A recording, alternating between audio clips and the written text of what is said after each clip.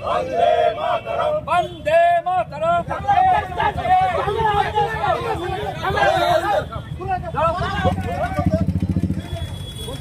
दाঁড়াও না আগুন জ্বলছে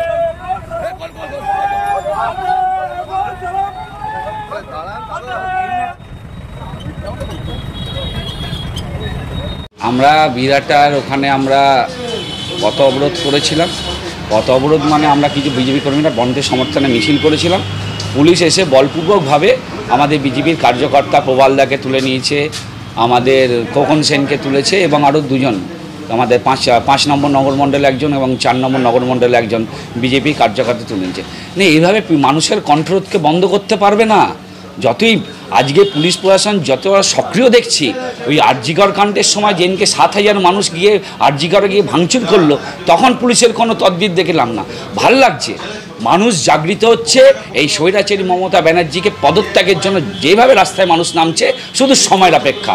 রাজদণ্ড বেশি দিন চলে না, এরমভাবে কায়েম মানুষের স্বৈরতন্ত্র ভাব বেশি দিন কায়েম করতে পারবে না মমতা ব্যানার্জি। তাই বন্ধ স্বতঃস্ফূর্ত চলছে, মানুষ এগিয়ে আসছে এই বন্ধের সমর্থনে। আমার নাম সুমিত দত্ত, আমি বর্ধমান জেলা বস্তি উন্নয়ন সেলের কনভেনর।